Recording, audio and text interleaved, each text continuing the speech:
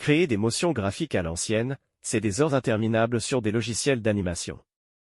Mais tout ça, c'est du passé. Avec Nano Banana de Google, tout a changé. Parce que maintenant, tu peux générer des motions graphiques comme ça.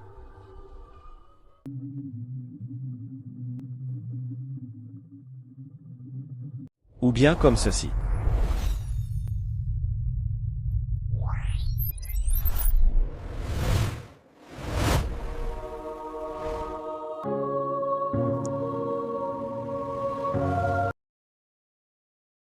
Cette vidéo, je vais te montrer exactement ce que j'ai créé et comment tu peux reproduire ces motions graphiques professionnelles qui prendraient normalement des jours de travail. C'est parti! Pour ce premier motion graphique, j'ai créé une animation spectaculaire d'une voiture sportive en hologramme qui tourne à 360 degrés, puis un zoom qui plonge dans le moteur.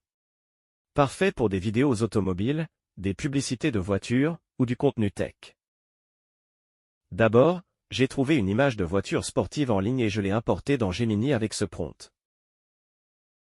Le résultat que j'ai obtenu est spectaculaire, une voiture holographique avec ses lignes néons qui tracent parfaitement la carrosserie.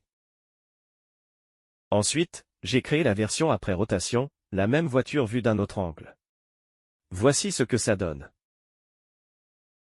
J'ai également créé une troisième image pour le zoom sur le moteur. Pas de panique, tous les prompts utilisés dans la vidéo seront disponibles en commentaire. J'ai ensuite animé ces deux images pour avoir la rotation 360 degrés. Pour une animation fluide entre deux images, il faut utiliser un modèle qui permet de définir une frame de départ et une frame de fin. L'un des meilleurs est Kling.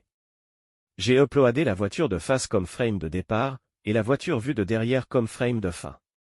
J'ai tapé le prompt et voici le résultat. Incroyable! La rotation est ultra fluide et les lignes néons qui pulsent ajoutent un effet hypnotique. J'ai ensuite animé ces deux images. Le premier comme frame de départ, et le second comme frame de fin. Après génération, le résultat était absolument bluffant. On a vraiment l'impression de plonger dans la voiture et de voir ses entrailles mécaniques s'illuminer. J'ai ensuite assemblé les deux animations dans mon logiciel de montage pour créer une séquence complète. Le deuxième exemple que j'ai créé est beaucoup plus complexe, une animation de carte interactive qui part du monde entier jusqu'à la Statue de la Liberté à New York.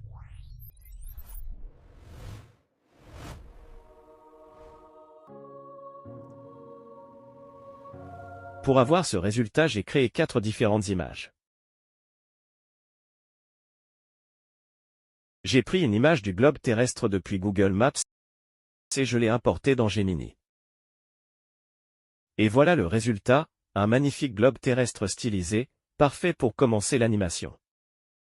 Ensuite, j'ai généré une carte avec les États-Unis mis en avant en rouge. Puis j'ai demandé à Gemini d'ajouter une icône de la Statue de la Liberté. Et voici ce que ça donne. Petit conseil, ça peut arriver que le résultat ne soit pas bon du premier coup. N'hésitez pas à réessayer 2 ou 3 fois pour ajuster. Moi-même, j'ai dû régénérer plusieurs fois avant d'obtenir exactement ce que je voulais. Tous les prompts utilisés sont disponibles avec le lien dans la description. À présent passons à la troisième image. Pour cette étape, j'ai téléchargé une image de la Statue de la Liberté sur Google que j'ai modifiée et retiré les filigranes. Ensuite je l'ai transformée dans le même style que les images précédentes. On a une vue magnifique de la statue au coucher de soleil dans le même style que les autres images. Pour la dernière image, j'ai uploadé une photo de moi et je l'ai intégrée dans le décor. Maintenant que nos images sont prêtes, place aux animations. J'ai utilisé VO3 cette fois, car je n'étais pas satisfait des résultats de Kling AI. Première animation, j'ai pris ces deux images, le globe terrestre et la carte des États-Unis. J'ai tapé mon prompt, et voici ce que ça donne. Un zoom spatial fluide et spectaculaire.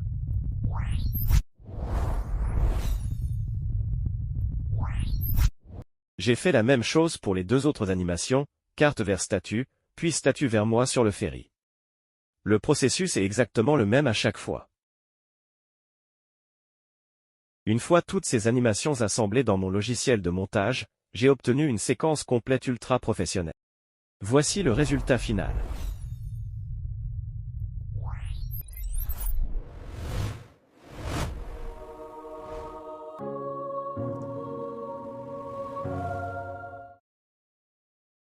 Si cette vidéo t'a plu, n'oublie pas de t'abonner et d'activer la cloche pour ne rien manquer. Tous les ponts sont disponibles dans la description. À très bientôt pour la prochaine vidéo.